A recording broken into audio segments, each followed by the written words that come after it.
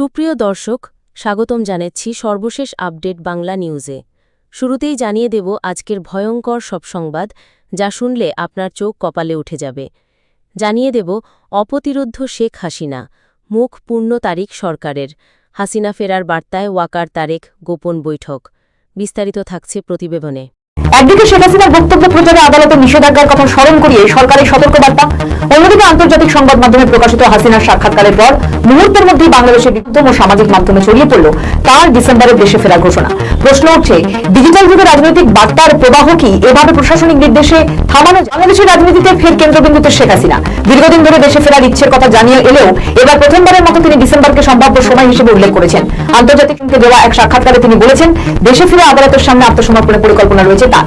একই সঙ্গে তিনি আশঙ্কা প্রকাশ করেছেন, দেশে ফিরলে তাকে গ্রেপ্তার করা হতে পারে, এমনকি প্রাণহানির ঝুঁকি। কিন্তু এই সবকে উপেক্ষা করে দেশে ফিরবেন তিনি।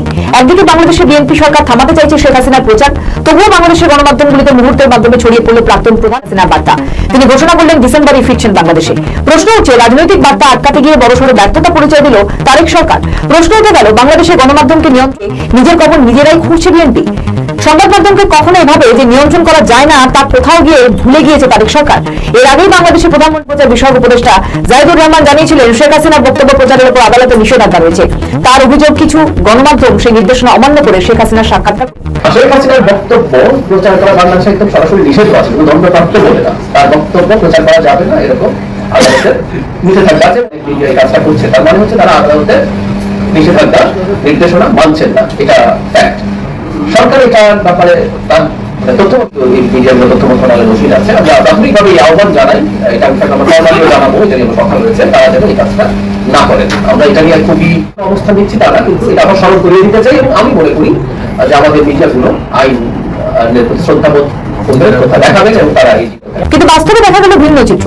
আন্তর্জাতিক সংবাদ মাধ্যমে সাক্ষাৎকারটি প্রকাশের পর অল্প সময়ের মধ্যেই বাংলাদেশের বিভিন্ন অনলাইন পোর্টাল, ডিজিটাল প্ল্যাটফর্ম এবং সামাজিক মাধ্যমে ছড়িয়ে পড়ে শেখ হাসিনার ডিসেম্বরে দেশে ফেরার ঘোষণা। ফলে শুধু কাগজে ঘোষণা হয়েই থাকলো এই নিষেধাজ্ঞা। এতদিন যেখানে চলতি বছরে ফেরার কথা বলে আসছিলেন হাসিনা, এই টেলিফোনে একেবারে স্পষ্ট করলেন যে আগামী ডিসেম্বরে এই বাংলাদেশে ফিরবেন তিনি। আসলে শেখ হাসিনা এক আগুনের নাম, যে আগুনে হাত দিলে সমালোচক ও বিরোধীরা পুরো ছাই হয়ে যাবে। তাই পরিবর্তনের বার্তাকে কোনোভাবেই নিষেধাজ্ঞা চাপিয়ে তা বাংলাদেশের জনগণের কাছে থেকে দূরে সরিয়ে রাখা যাবে না। রাজনৈতিক দিক থেকেও এই ঘোষণা তাৎপর্যপূর্ণ, কারণ শেখ হাসিনা জানিয়েছেন তিনি এক আওয়ামী লীগের কয়েকজন শীর্ষ নেতাকেও সঙ্গে নিয়ে দেশে ফিরতে চান এবং আদালতের মুখোমুখি হবেন। একই সঙ্গে তিনি আওয়ামী লীগের রাজনৈতিক ভবিষ্যৎ নিয়েও বক্তব্য রেখেছেন। শেখ হাসিনা ডিসেম্বর বার্তা এখন শুধু একটি রাজনৈতিক ঘোষণাই নয়, এটি বাংলাদেশের রাজনৈতিক অধিকার এবং ভবিষ্যৎ নির্বাচনী সমীকরণ নিয়েও নতুন বিতর্কের কেন্দ্রবিন্দু হয়ে উঠেছে। তাই এখন নজর ডিসেম্বরের দিকে। সত্যি দেশে ফেরেন কিনা, আদালতের প্রক্রিয়া কিভাবে এগোয় এবং বিএনপি সরকার কি অবস্থান নেয়, সেই সবই নির্ধারণ করবে এই ঘোষণার রাজনৈতিক তাৎপর্য হবে।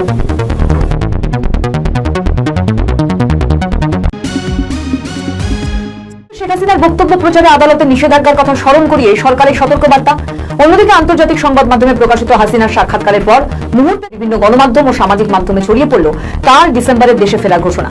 প্রশ্ন উঠছে, ডিজিটাল যুগে রাজনৈতিক বার্তার প্রবাহ কি এভাবে প্রশাসনিক নির্দেশে? বাংলাদেশের রাজনীতিতে ফের কেন্দ্রবিন্দুতে শেখ হাসিনা দীর্ঘদিন ধরে দেশে ফেরার ইচ্ছের কথা জানিয়ে এলেও এবার প্রথমবারের মতো তিনি ডিসেম্বরকে সম্ভাব্য সময় হিসেবে উল্লেখ করেছেন। সংবাদ মাধ্যমকে দেওয়া এক সাক্ষাৎকারে তিনি বলেছেন, দেশে ফিরে আদালতের সামনে আত্মসমর্পণের পরিকল্পনা রয়েছে তার। একই সঙ্গে তিনি আশঙ্কা প্রকাশ করেছেন, দেশে ফিরলে তাকে গ্রেপ্তার করা হতে পারে, ঝুঁকি থাকতে পারে। কিন্তু এই সবকে উপেক্ষা করে দেশে ফিরবেন তিনি। একদিকে বাংলাদেশের বিএনপি সরকার থামাতে চাইছে শেখ হাসিনার প্রচার, তবুও বাংলাদেশের গণমাধ্যমগুলিতে মুহূর্তের মাধ্যমে প্রধানমন্ত্রী শেখ হাসিনার বার্তা। তিনি ঘোষণা করলেন ডিসেম্বরে ফিরছেন বাংলাদেশে। প্রশ্ন উঠছে, রাজনৈতিক বার্তা আটকাতে গিয়ে বড়সড় ব্যর্থতা পরিচয় দিল তারেক সরকার। প্রশ্ন উঠে গেল, বাংলা নিয়ন্ত্রণ করতে গিয়ে নিজের কবর নিজেরাই খুঁড়ছে বিএনপি। সংবাদ মাধ্যমকে কখনো এভাবে যে নিয়ন্ত্রণ করা যায় না তা কোথাও গিয়ে ভুলে গিয়েছে তারেক সরকার। প্রধানমন্ত্রীর তথ্য সম্প্রচার বিষয়ক উপদেষ্টা জাহিদুর রহমান জানিয়েছিলেন, শেখ হাসিনার বক্তব্য প্রচারের উপর আদালতে নিষেধাজ্ঞা রয়েছে। তার অভিযোগ, কিছু গণমাধ্যম সেই নির্দেশনা অমান্য করে শেখ হাসিনা করছে। শেখ হাসিনার বক্তব্য প্রচার করা বাংলাদেশে একদম সরাসরি নিষেধ আছে, দণ্ডপ্রাপ্ত বলে না। তার বক্তব্য প্রচার করা যাবে না, এরকম আদালতের কাছে। এবং আমাদের অনেক মিডিয়া এই কাজটা করছে, তার মানে হচ্ছে তারা আদালতের নিষেধাজ্ঞা নির্দেশনা মানছেন না, এটা ফ্যাক্ট। সরকার এটা তথ্য মন্ত্রণালয়, যেহেতু মিডিয়াগুলো তথ্য মন্ত্রণালয়ের রসিদ আছে, আমরা প্রাথমিকভাবে এই আহ্বান জানাই, এটা আমরা ফর্মালিও জানাবো, এটা নিয়ে সকাল রয়েছে, তারা যেন এই কাজটা। আমরা এটা নিয়ে খুবই কঠোর কোনো অবস্থান নিচ্ছি, তারা কিন্তু এটা আবার স্মরণ করিয়ে দিতে চাই। এবং আমি মনে করি যে আমাদের মিডিয়াগুলো আইনের প্রতি শ্রদ্ধাবোধ তারা এই জিনিসটা থেকে বিরত থাকে। কিন্তু বাস্তবে দেখা গেল ভিন্ন চিত্র। আন্তর্জাতিক সংবাদ মাধ্যমে সাক্ষাৎকারটি প্রকাশের পর অল্প সময়ের মধ্যেই বাংলাদেশের বিভিন্ন অনলাইন প্ল্যাটফর্ম এবং সামাজিক মাধ্যমে দাবানলের মতো ছড়িয়ে পড়ে শেখ হাসিনার ডিসেম্বরে দেশে ফেরার ঘোষণা। ফলে শুধু কাগজে ঘোষণা হয়েই থাকলো এই নিষেধাজ্ঞা। যেখানে চলতি বছরে ফেরার কথা বলে আসছিলেন হাসিনা, এই টেলিফোনিক বার্তায় তিনি একেবারে স্পষ্ট করলেন যে আগামী ডিসেম্বরে এই বাংলাদেশে ফিরবেন তিনি। আসলে শেখ হাসিনা যে আগুনে হাত দিলে সমালোচক ও বিরোধীরা পুরো ছাই হয়ে যাবে, তাই হাসিনার প্রত্যাবর্তনের বার্তাকে কোনোভাবেই নিষেধাজ্ঞা চাপিয়ে তা বাংলাদেশের জনগণের কাছে থেকে দূরে সরিয়ে রাখা। রাজনৈতিক দিক থেকেও এই ঘোষণা তাৎপর্যপূর্ণ, কারণ শেখ হাসিনা জানিয়েছেন তিনি একা নন, আওয়ামী লীগের কয়েকজন শীর্ষ নেতাকেও সঙ্গে নিয়ে দেশে ফিরতে আদালতের মুখোমুখি হবেন। একই সঙ্গে তিনি আওয়ামী লীগের রাজনৈতিক ভবিষ্যৎ নিয়েও বক্তব্য রেখেছেন। শেখ হাসিনা ডিসেম্বর প্রত্যাবর্তনের বার্তা এখন শুধু একটি রাজনৈতিক, এটি বাংলাদেশের রাজনৈতিক অধিকার এবং ভবিষ্যৎ নির্বাচনী সমীকরণ নিয়েও নতুন বিতর্কের কেন্দ্রবিন্দু হয়ে উঠেছে। তাই এখন নজর ডিসেম্বরের দিকে। শেখ হাসিনা সত্যি দেশে ফেরালতের প্রক্রিয়া কিভাবে এগোয় এবং বিএনপি সরকার কি অবস্থান নেয়, সেই সবই নির্ধারণ করবে এই ঘোষণার রাজনৈতিক তাৎপর্য কতটা গভীর হবে। চারিদিকে শত্রু, ঢাকার বাইরে রাত কাটাবেন না। প্রধানমন্ত্রী তারেক রহমানকে কর্নেল ওলির বিস্ফোরক সতর্কবার্তা। রাজনীতিতে নতুন চাঞ্চল্য, বাংলাদেশের রাজনীতিতে বড় চাঞ্চল্যকর বার্তা। দেশের প্রধানমন্ত্রীকে প্রকাশ্য মঞ্চ থেকে সতর্ক করলেন এলডিপি ওলি আহমেদ। তার দাবি, প্রধানমন্ত্রী তারেক রহমান চারিদিক থেকে শত্রু দ্বারা ঘেরা। শুধু তাই নয়, ঢাকার বাইরে রাত না কাটানোর পরামর্শ। কর্নেল ওলির এই মন্তব্য ঘিরে এখন প্রশ্ন, বাংলাদেশের ক্ষমতার অলিন্দে কি বাড়ছে নিরাপত্তা এবং আস্থার সংকট, নাকি এটি শুধুই রাজনৈতিক সতর্ক? বাংলাদেশের রাজনৈতিক মহলেই নতুন আলোড়ন। 11 দলীয় জোটের এক অনুষ্ঠানে বক্তব্য রাখতে গিয়ে এলডিপি চেয়ারম্যান কর্নেল ওলি আহমেদ প্রধানমন্ত্রী তারেক রহমানকে উদ্দেশ্য করেছেন। যা ঘিরে শুরু হয়েছে তীব্র আলোচনা। স্বভাবতই ওলি আহমেদের এই বক্তব্য প্রকাশ্যে আসতেই রাজনৈতিক মহলে শুরু হয়েছে, কারণ বাংলাদেশের রাজনৈতিক ইতিহাসে রাজনৈতিক সংঘাত বরাবরই অত্যন্ত সংবেদনশীল বিষয়। ফলে একজন সাবেক সেনা কর্মকর্তা এবং রাজ্যকে প্রধানমন্ত্রী নিরাপত্তা নিয়ে এমন মন্তব্য স্বাভাবিকভাবেই নানা প্রশ্নের জন্ম দিয়েছে। ওলি আহমেদ বলেন, প্রধানমন্ত্রীর চারিদিক থেকে শত্রু দ্বারা, তাই তাকে ঢাকার বাইরে রাত কাটানোর বিষয়ে সতর্ক থাকতে হবে। তার বক্তব্য অনুযায়ী রাজনৈতিক বিরোধীরা প্রকাশ্যে প্রতিপক্ষ হলেও প্রধানমন্ত্রীর কিছু ব্যক্তি নেপথ্যে থেকে ভুল পরামর্শ দিতে পারেন। তিনি আরো অভিযোগ করেন, বিদেশি প্রভাবও বাংলাদেশের সিদ্ধান্ত গ্রহণ প্রক্রিয়ায় ভূমিকা রাখছে। কর্নেল ওলির বক্তব্যের সবচেয়ে গুরুত্বপূর্ণ শুধু নিরাপত্তার প্রসঙ্গ তোলেননি, সরকারের অভ্যন্তরীণ পরিস্থিতি নিয়েও প্রশ্ন তুলেছেন। এলডিপি চেয়ারম্যান দাবি করেন, দেশের আইন শৃঙ্খলা পরিস্থিতি, চাঁদাবাজি, অবৈধ দখল, মাদক বিস্তার নিয়ে উদ্বেগ রয়েছে। একই সঙ্গে তিনি দেশের অর্থনীতি এবং বিনিয়োগ পরিস্থিতি নিয়েও মন্তব্য করেন। প্রশাসনের অভিজ্ঞতা নিয়েও প্রশ্ন তোলেন তিনি। অভিজ্ঞতার অভাবে রাষ্ট্র পরিচালনায় সমস্যা তৈরি হচ্ছে। আর এর পাশাপাশি প্রধানমন্ত্রীকে রাজনৈতিক সংস্কারের পরামর্শ দিয়েছেন ওলি আহমেদ। তার মতে, রাজনৈতিক স্থিতিশীলতার জন্য প্রয়োজনীয় পরিবর্তন দ্রুত কার্যকর করা দরকার। তবে কর্নেল ওলি এটাও স্পষ্ট করেছেন, 11 দলীয় জোট সরকারি শত্রু নয়, দেশের স্বার্থে সতর্ক বার্তা দিচ্ছে। কর্নেল ওলির বক্তব্যের পর বাংলাদেশের রাজনৈতিক মহলে শুরু হয়েছে নতুন আলোচনা। প্রশ্ন উঠছে, প্রধানমন্ত্রী সত্যিই কোনো নতুন উদ্বেগ তৈরি হয়েছে, নাকি এটি বর্তমান রাজনৈতিক পরিস্থিতি নিয়ে বিরোধী শিবিরের একটি কঠোর রাজনৈতিক বার্তা? বাংলাদেশের রাজনীতি, ক্ষমতার ভারসাম্য এবং নিরাপত্তা, তিনটি বিষয় গুরুত্বপূর্ণ হয়ে উঠেছে। সেখানে কর্নেল ওলির এই মন্তব্য নতুন বিতর্কে। এখন নজর থাকবে সরকারের প্রতিক্রিয়া দেখে, কারণ একজন সাবেক সেনা কর্মকর্তা এবং রাজনৈতিক নেতার মুখ থেকে প্রধানমন্ত্রী নিরাপত্তা নিয়ে মন্তব্য বাংলাদেশের রাজনৈতিক আলোচনায় নতুন মাত্রা যোগ করেছে। রাজনীতির ময়দানে প্রশ্ন একটাই, এই সতর্ক বার্তা কি শুধুই রাজনৈতিক বার্তা, নাকি আরো গভীর কোনো সংকেত? বাংলাদেশের রাজনীতিতে যেখানে আস্থা, নিরাপত্তা এবং ক্ষমতার ভারসাম্য গুরুত্বপূর্ণ হয়ে উঠেছে, সেখানে কর্নেল ওলির সতর্ক বার্তা নতুন প্রশ্ন সামনে এনে দিয়েছে। এটি কি শুধুই রাজনৈতিক বার্তা, নাকি এর পিছনে রয়েছে আরো গভীর কোনো আশঙ্কার ইঙ্গিত?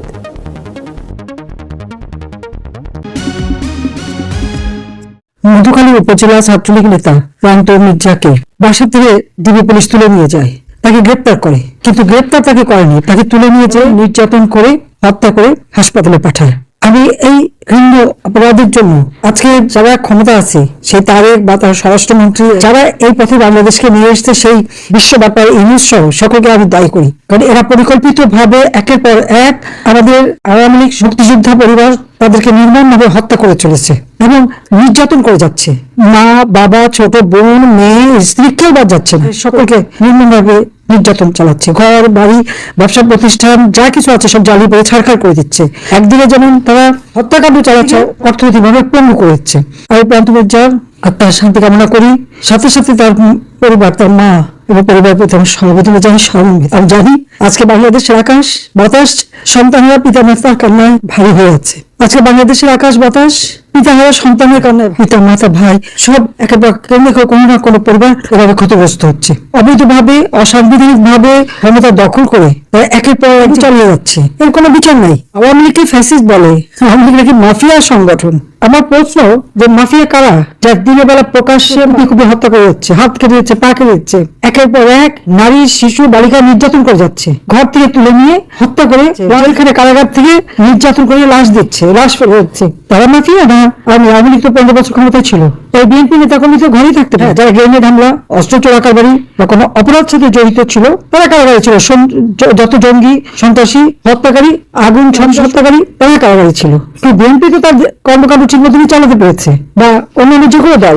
আজকে আমি জানি যে মায়ের অবস্থা, ক্ষমতা দখলকারীদের কোনো অধিকারই নেই আওয়ামী লীগকে ব্যান করে।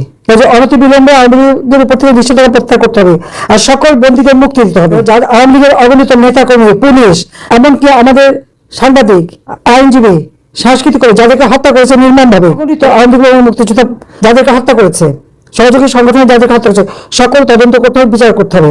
হত্যা করেছে এই বিশ্বব্যাপার ইউনুস আর জামাতের দল, কিন্তু মামলা হয়েছে সব আমাদের বিরুদ্ধে, আওয়ামী লীগের নেতা কর্মীদের বিরুদ্ধে। আর এদের দিয়েছে দায় মুক্তি, ইন্ডেমনিটি, এগুলি কিছু থাকবে না, হবেই। এত অন্যায় অবিচার এটা আল্লাহ সহ্য করবে না। আমি কখনো চিন্তা করিনি আমাকে দেশ ছেড়ে আসতে হবে। আমি তো টুঙ্গিপাড়া চলে যাবো সে ঠিক করেছিলাম, কিন্তু সে একেবারে প্রধানমন্ত্রী হিসেবেই নিয়ে সেখানে রেখে চলে যাচ্ছে। কিন্তু আজকে দেখে আজকে কথা বলতে পারছি। আর আমার জানি না, এটা আল্লাহর উপর বিশ্বাস যে বারবার থেকে শুরু করে সেই কোটরপাড়া 76 কেজি বোমা হামলা, অনেক হামলার থেকে আমি বারবার বেঁচে গেছি। কিন্তু যারা আসামি ছিল, বিচার হয়েছিল, যারা জেলে সবাইকে ছেড়ে দিয়েছে, সবাই মুক্ত। আর যারা মামলা পরিচালনা করেছে বা রায় দিয়েছে তারা কারাগারে। কি অদ্ভুত দেশ আমরা বাস করি। তাহলে কিছু নেই, বিচার বিভাগের কোনো স্বাধীনতা নেই। লাঠি সোটা অস্ত্র দিয়ে যদি চিফ জাস্টিসকে বিদায় দিতে হয়, জজ সাহেবদের বিদায় দেয়, তো সেদেশটা আইনের শাসন থাকে কি? সবকিছু ওই মাসেল দেখিয়ে, অস্ত্র দেখিয়ে, এইভাবেই সমস্ত কিছু তারা আদায় করেছে। তাহলে মাফিয়াটা কে? সন্ত্রাসী দল কে? বিএনপি যে সন্ত্রাসী দল, কানাডা কোর্টেই রায় দিয়েছিল। যারা যে কথা বলার সময় কোনো মাত্রা জ্ঞান থাকে না, কিন্তু এই দিন থাকবে না। দিন একদিন পরিবর্তন হবে, সেদিন সবকিছুর হিসাব নেওয়া হবে। আমি সবাইকে বলবো ঐক্যবদ্ধ থাকতে হবে। আজকে যে অন্যায় অবিচার বাংলাদেশে চলছে তা বন্ধ করতে হবে। যে দুর্নীতি, অর্থ আত্মসাৎ, প্রতিনিয়ত ব্যাপার। শিশুদের ভ্যাকসিন না দিয়ে সেই টাকা মেরে দিয়ে কেউ বাড়ি বানায়, কেউ দেশ থেকে ভাগে, আর শত শত শিশুকে হত্যা করে। হবে না, বিচার হবে না। কেন হবে না? ওই শিশু হত্যার জন্য ইউনুস সরকার উপদেষ্টা দায়ী। হত্যাকারী, শিশু হত্যাকারী হিসেবে তার বিচার হতে হবে। আর ক্ষমতা আসার জন্য মেটিকুলাস ডিজাইনের মাধ্যমে যাদের হত্যা করেছে তার বিচার তো করতে হবে। ইনশাআল্লাহ সে বিচার হবে। আমি এটুকু বলে যাচ্ছি যে সবাই ঐক্যবদ্ধ থাকেন, সুস্থ থাকেন। ইনশাআল্লাহ বাংলাদেশ আবার এই রাহিমুক্ত হবে। দেশের মানুষের ভাগ্য আবার আমরা পেয়ে যাবো। ভালো থাকেন। খোদা হাফেজ। জয় বাংলা, জয় বঙ্গবন্ধু। বাংলাদেশ চিরজীবী হোক। খোদা হাফেজ। ডিসেম্বরে দেশে ফিরছেন শেখ হাসিনা। নতুন ঘোষণায় কাঁপছে বাংলাদেশের রাজনীতি। বদলে যাবে কি ক্ষমতার সমীকরণ? 2 বছরের নির্বাসন, মৃত্যু, দেশে ফিরলেই গ্রেপ্তার বা প্রাণহানির আশঙ্কা। তবু পিছিয়ে নন শেখ হাসিনা। সরাসরি ঘোষণা, ডিসেম্বরে ফিরবেন বাংলাদেশে।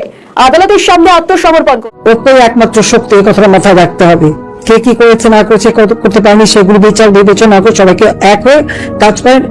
এই সবাইকে এক হতে হবে। এরকম বহু দুঃসময় আওয়ামী লীগ পার করেছে। আওয়ামী লীগকে নিষিদ্ধ করে কেউ করতে পারেনি, তারা ঘোষণা দিয়ে না, কিন্তু ওরা যাবে কোথায় সেই চিন্তা যেন করে, এবং সেদিন খুব দূরে নয়। 2001 সালে ঠিক একইভাবে এই আওয়ামী লীগের উপর ছিল বিএনপি। তারপরেও আমরা যখন সরকারে আসি, আমরা দেশের উন্নয়নে কাজ করেছি, দেশের মানুষের ভাগ্য পরিবর্তন করেছি, দেশটাকে উন্নত করেছি, উন্নীত করে দিয়েছি। কিন্তু এখন যে অত্যাচার নির্যাতন চলছে, যেভাবে কোন রকম আদব কায়দা লেহাজ কিছু নেই, ছেলেকে পেল না, বাবা ভাই বোন তাদের গায়ে হাত তুলে তাদের উপর নির্যাতন করে, এ কি অসভ্যতা? এরা কি ভুলে যায় এদের কি নিজেদের পরিবার নাই, মা বোন নাই, স্ত্রী নেই? কেউ তো চিরদিন ক্ষমতায় থাকবে এই গ্যারান্টি নিয়ে আসেনি। এই একটি ঘোষণায় বাংলাদেশের রাজনীতিতে নতুন ঝড় উঠেছে। ডিসেম্বর এখনো কয়েক মাস। শেখ হাসিনার একটি ঘোষণা ইতিমধ্যেই বাংলাদেশের রাজনীতিতে নতুন বিতর্ক, নতুন হিসেব এবং নতুন রাজনৈতিক জল্পনার জন্ম দিয়েছে। এই ঘোষণায় কি ক্ষমতার সমীকরণ বদলের সূচনা হয়ে ওঠে কিনা? প্রশ্ন এখন একটাই, যদি সত্যিই হাসিনা ফেরেন, তবে কি আবারও বদলে যাবে বাংলাদেশের রাজনৈতিক লড়াইয়ের পুরো হিসেব? রাজনীতিতে ফের সবচেয়ে আলোচিত নাম শেখ হাসিনা। আন্তর্জাতিক সংবাদ মাধ্যমকে দেওয়া একান্ত সাক্ষাৎকারে বাংলাদেশের প্রাক্তন প্রধানমন্ত্রী জানিয়েছেন, আগামী ডিসেম্বরেই দেশে ফেরা রয়েছে তার। শুধু তিনিই নন, ভারতে থাকা আওয়ামী লীগের একাধিক শীর্ষ নেতাও তার সঙ্গে দেশে ফিরে আদালতের সামনে আত্মসমর্পণ করতে পারেন। শেখ হাসিনা স্পষ্ট দেশে ফিরলে তাকে গ্রেপ্তার করা হতে পারে, এমনকি প্রাণহানির আশঙ্কাও রয়েছে। কিন্তু তার কথায় মৃত্যু যদি আসে তা নিজের দেশের মাটিতেই আসুক। এই বক্তব্যে আসতেই নতুন করে আলোচনার কেন্দ্রবিন্দুতে বাংলাদেশের রাজনীতি। 2024 সালের গণ আন্দোলনের পর ক্ষমতা হারিয়ে আওয়ামী লীগ কার্যত সময়ের মুখে পড়ে। দলের বহু নেতা দেশ ছাড়েন বা আত্মগোপনে চলে যান। আর সেই প্রেক্ষাপটে শেখ হাসিনার প্রত্যাবর্তনের ঘোষণা শুধু একটি ব্যক্তিগত সিদ্ধান্ত নয়, বরং রাজনৈতিক ভবিষ্যৎ নিয়ে নতুন জল্পনার জন্ম দিয়েছে। রাজনৈতিক বিশ্লেষকদের একাংশের মতে শেখ হাসিনা যদি সত্যিই দেশে ফিরে আইনি লড়াই শুরু করেন এবং আওয়ামী লীগ আবার রাজনৈতিক শক্তি হিসেবে আত্মপ্রকাশের সুযোগ পায়, তাহলে দেশের রাজনৈতিক প্রতিযোগিতা এক নতুন পর্যায়ে পৌঁছতে পারে। সেক্ষেত্রে আওয়ামী লীগের ধারে কাছেও টিকবে না বিএনপি, এনসিপি ও অন্যান্য রাজনৈতিক দলগুলি। আরও একটি গুরুত্বপূর্ণ দিক হল শেখ হাসিনার প্রথমবার দেশে ফেরার একটি সম্ভাব্য সময়সীমা প্রকাশ্যে জানালেন। এতদিন তিনি ইচ্ছের কথা বললেও এবার সরাসরি ডিসেম্বরের কথা উল্লেখ করেছেন। ফলে এই ঘোষণাকে অনেকেই রাজনৈতিকভাবে তাৎপর্যপূর্ণ বলে মনে করছেন। একই সঙ্গে তিনি দাবি জনগণই শেষ পর্যন্ত আওয়ামী লীগের ভবিষ্যৎ নির্ধারণ করবে। নির্বাচনের মাধ্যমে মানুষের রায় তার কাছে সবচেয়ে গুরুত্বপূর্ণ। এখন প্রশ্ন একটাই, আগামী দেশের রাজনীতির নতুন মোড়ের মাস হতে চলেছে। শেখ হাসিনা কি সত্যিই দেশে ফিরবেন? আদালতের প্রক্রিয়া কোন দিকে যাবে? আর তার প্রত্যাবর্তনের সম্ভাবনা কি বাংলাদেশের রাজনৈতিক নতুন অধ্যায় সূচনা করবে? ডিসেম্বর এখনো আসেনি, কিন্তু শেখ হাসিনার একটি ঘোষণায় ইতিমধ্যেই বাংলাদেশের রাজনৈতিক অঙ্গনে নতুন বিতর্ক এবং নতুন প্রত্যাশার জন্ম। ডিসেম্বরে ফিরছেন শেখ হাসিনা, নির্বাসন ভেঙে দেশে ফেরার ঘোষণা। বদলে যেতে পারে বাংলাদেশের রাজনীতির পুরো সমীকরণ। 2 বছরের নির্বাসন, মৃত্যুদণ্ডের রায়, গ্রেফতারের আশঙ্কা, সবকিছুকে সামনে রেখেই শেখ হাসিনার ঘোষণা, ফিরব বাংলাদেশে। বাংলাদেশের প্রাক্তন প্রধানমন্ত্রীর এই বার্তা প্রকাশ্যে আসতেই নতুন করে উত্তপ্ত রাজনৈতিক মহল। প্রশ্ন উঠছে, হাসিনা সত্যি দেশে ফিরলে কি হবে রাজনীতির ভবিষ্যৎ? আওয়ামী লীগের ভাগ্য কি ঘুরে দাঁড়াবে? বাংলাদেশের রাজনীতিতে ফের আলোচনার কেন্দ্রবিন্দুতে শেখ হাসিনা। আন্তর্জাতিক সংবাদ এক সাক্ষাৎকারে বাংলাদেশের প্রাক্তন প্রধানমন্ত্রী জানিয়েছেন, আগামী ডিসেম্বর নাগাদ দেশে ফেরার পরিকল্পনা রয়েছে তার। শুধু তিনি একা নন, তার সঙ্গে কয়েকজন শীর্ষ নেতাও দেশে ফিরে আদালতের সামনে আত্মসমর্পণ করতে পারেন বলে জানিয়েছেন তিনি। শেখ হাসিনার এই ঘোষণা এমন এক সময় এসেছে যখন বাংলাদেশের রাজনীতি অত্যন্ত উত্তপ্ত। 2024 সালের গণ আন্দোলনের পর ক্ষমতা হারিয়ে দেশ ছাড়তে বাধ্য হন তিনি। এরপর থেকেই ভারতে অবস্থান করছেন বাংলাদেশের দীর্ঘদিনের এই রাজা। হাসিনা জানিয়েছেন, দেশে ফিরলে তাকে গ্রেপ্তার করা হতে পারে, এমনকি প্রাণহানির আশঙ্কাও রয়েছে, কিন্তু সেই ভয় তাকে পিছিয়ে দিতে পারবে না বলেই জানিয়েছেন তিনি। তো মৃত্যু যদি আসে তবে নিজের দেশের মাটিতেই আসুক। এই ঘোষণার পর থেকেই বাংলাদেশের রাজনৈতিক মহলে শুরু হয়েছে নতুন হিসেব নিকেশ। কারণ শেখ হাসিনা শুধু একজন প্রার্থী নন, দীর্ঘ কয়েক দশক ধরে বাংলাদেশের রাজনীতির অন্যতম প্রভাবশালী মুখ। তার প্রত্যাবর্তন দেশের রাজনৈতিক শক্তির ভারসাম্যে বড় পরিবর্তন আনতে পারছেন পর্যবেক্ষকদের একাংশ। সব থেকে বড় প্রশ্ন, আওয়ামী লীগের ভবিষ্যৎ কি হবে? 2024 সালের রাজনৈতিক পালাবদলের পর দলটির বহু নেতাকর্মী তার এবং রাজনৈতিক চাপে রয়েছেন বলে দাবি করা হয়েছে। এই পরিস্থিতিতে শেখ হাসিনার দেশে ফেরার ঘোষণা দলীয় কর্মীদের মধ্যে নতুন উদ্দীপনা তৈরি করতে পারে বলে মনে করছেন অনেক। তবে অন্যদিকে তার প্রত্যাবর্তন বাংলাদেশের রাজনৈতিক সংঘাত আরো বাড়িয়ে দিতে পারে বলেও আশঙ্কা রয়েছে। কারণ তার বিরুদ্ধে থাকা আইনি প্রক্রিয়া, রাজনৈতিক এবং সরকারের অবস্থান সবকিছু মিলিয়ে পরিস্থিতি আরো জটিল হতে পারে। শেখ হাসিনার বিরুদ্ধে বাংলাদেশের আন্তর্জাতিক অপরাধ ট্রাইব্যুনালে অনুপস্থিতিতে মৃত্যুদণ্ডের রায় ঘোষণা হয়েছে। দুয়ারের আন্দোলন দমনের সময় তার ভূমিকা নিয়ে অভিযোগের ভিত্তিতে এই রায় দেওয়া হয়। তবে হাসিনা তার বিরুদ্ধে ওঠা অভিযোগ অস্বীকার করেছেন এবং বিচার প্রক্রিয়া নিয়ে প্রশ্ন। এদিকে বাংলাদেশের বর্তমান সরকার দীর্ঘদিন ধরে শেখ হাসিনাকে দেশে ফিরিয়ে বিচারের মুখোমুখি করার দাবি জানিয়ে আসছে। ফলে তিনি যদি সত্যি ডিসেম্বর মাসে দেশে ফেরেন, তাহলে তা বাংলাদেশের রাজনীতি ছাড়াও ভারত বাংলাদেশ সম্পর্কের ক্ষেত্রেও গুরুত্বপূর্ণ ঘটনা হয়ে উঠতে পারে। শেখ হাসিনা নিজেও জানিয়েছেন, আওয়ামী লীগের রাজনৈতিক ভবিষ্যৎ জনগণই। তার মতে, কোন রাজনৈতিক দলকে নিষিদ্ধ করে মানুষের রায়কে থামানো যায় না। তাই এখন নজর ডিসেম্বরের দিকে। শেখ হাসিনা কি সত্যি দেশে ফিরবেন? ফিরলে তাকে কিভাবে গ্রহণ সে রাজনৈতিক ও প্রশাসনিক কাঠামো? তার প্রত্যাবর্তন কি নতুন রাজনৈতিক অধ্যায় সূচনা করবে? এই একটি ঘোষণা ইতিমধ্যেই বাংলাদেশের রাজনীতিতে নতুন ঝড় তুলেছে। কি বলবে শেখ হাসিনার ডিসেম্বর মাসটি প্রত্যাবর্তন ইতিহাসের মোড় ঘোরানোর ঘটনা হয়ে উঠবে কিনা? জামালপুরের ইসলামপুরে আধিপত্য বিস্তারকে কেন্দ্র করে বিএনপির দুই পক্ষের মধ্যে উত্তেজনার সৃষ্টি হয়েছে। এ ঘটনায় জামালপুর 2 ইসলামপুর আসনের সংসদ সদস্য সুলতান মাহমুদ বাবু এবং উপজেলা বিএনপির সাধারণ সম্পাদক নুরুল ইসলাম রবাবের ব্যবহৃত 2টি গাড়ি ভাঙচুর করা হয়েছে। পরে ছাত্রদলের এক নেতাকে মারধরের অভিযোগও উঠেছে। পরিস্থিতি নিয়ন্ত্রণে অতিরিক্ত পুলিশ মোতায়েন করা হয়েছে। শুক্রবার 10 জুলাই সন্ধ্যায় ইসলামপুর থানামোড় এলাকায় জেলা পরিষদ ডাকবাংলো প্রাঙ্গণে এ ঘটনা ঘটেছে। স্থানীয় সূত্রে জানা গেছে, শুক্রবার বিকেলে উপজেলার পাথরশী ইউনিয়নের সুলতান মাহমুদ মডেল কলেজে একটি সংবর্ধনা অনুষ্ঠানের আয়োজন করা হয়। এতে প্রধান অতিথি ছিলেন উপজেলা বিএনপির সভাপতি ও জামালপুর 2 আসনের সংসদ সদস্য সুলতান মাহমুদ বাবু। অনুষ্ঠানে বিশেষ অতিথি ছিলেন উপজেলা বিএনপির সাধারণ সম্পাদক নুরুল ইসলাম নবাব, এমপির মেয়ে ও উপজেলা বিএনপির মানবাধিকার বিষয়ক সম্পাদক নাসিদা সাফিজ বিনতি এবং কেন্দ্রীয় বিএনপির মানবাধিকার বিষয়ক সদস্য সানজিয়া সাফিজ দুতি। প্রত্যক্ষদর্শী ও স্থানীয় সূত্র জানায়, অনুষ্ঠান চলাকালীন কলেজের বাইরে এমপির বড় মেয়ে বিনতির অনুসারী উপজেলা বিএনপির ছাত্র বিষয়ক সম্পাদক হাসমতের সঙ্গে উপজেলা স্বেচ্ছাসেবক দলের যুগ্ম আহ্বায়ক এবং নবাবের অনুসারী রিয়ান আহমেদ রিপুনের কথা কাটাকাটি হয়। পরে স্থানীয় নেতারা বিষয়টি মীমাংসার চেষ্টা করলেও তাৎক্ষণিকভাবে সমাধান হয়নি। এরই পর কয়েকজন নেতাকর্মী কলেজ গেট এলাকায় অবস্থান নিয়েছেন। এমন খবর ছড়িয়ে পড়লে সেখানে পুলিশ মোতায়েন করা হয়। পরে পরিস্থিতি স্বাভাবিক হয়। অনুষ্ঠান শেষে এমপি সুলতান মাহমুদ বাবু 2 মেয়েকে নিয়ে এবং নুরুল ইসলাম নবাব জেলা পরিষদ ডাকবাংলো প্রাঙ্গণে গাড়ি রেখে সেখানে অবস্থান নেন। স্থানীয় সূত্রের দাবি, মাগরিবের আজানের সময় দেশীয় অস্ত্রসহ একদল লোক ডাকবাংলো প্রাঙ্গণে প্রবেশ করে। তারা প্রথমে নবাবের গাড়ি ভেবে এমপির গাড়ি ভাঙচুর করে। পরে বিষয়টি বুঝতে পেরে দ্বিতীয় দফায় নবাবের গাড়িও ভাঙচুর করা হয়। রাত 8টার দিকে ভাঙচুর করা গাড়ি দুটি পুলিশ হেফাজতে রাখতে থানায় নেওয়া হয়। এ সময় গাড়ি ফেটে পানির বোতল নেওয়াকে কেন্দ্র করে 2 পক্ষের মধ্যে উত্তেজনার সৃষ্টি হয়। পরে চরগোয়ালিনী ইউনিয়ন ছাত্রদলের সভাপতি ইউসুফকে মারধর করা হয়েছে বলে অভিযোগ ওঠে। গুরুতর আহত অবস্থায় তাকে প্রথমে ইসলামপুর উপজেলা স্বাস্থ্য কমপ্লেক্সে নেওয়া হয়। পরে উন্নত চিকিৎসার জন্য জামালপুর মেডিকেল কলেজ হাসপাতালে পাঠানো হয়। পরে রাত 8টার দিকে এমপি সুলতান মাহমুদ বাবু 2 মেয়েকে নিয়ে অন্য একটি মাইক্রোবাসে করে উপজেলার গাইবান্ধা ইউনিয়নের নাপিতের চর গ্রামের বাড়িতে চলে যান। ঘটনার পর পরিস্থিতি নিয়ন্ত্রণে জেলা গোয়েন্দা পুলিশসহ অতিরিক্ত পুলিশ মোতায়েন করা হয়েছে। উপজেলা বিএনপি সাধারণ সম্পাদক নুরুল ইসলাম নবাব বলেন, এমপির বড় মেয়ে বিনতির অনুসারীরা আমার গাড়ি ভেবে ভুলবশত এমপির গাড়ি ভাঙচুর করেছে। পরে বিষয়টি বুঝতে পেরে তারা আমার গাড়িও ভাঙচুর করেন।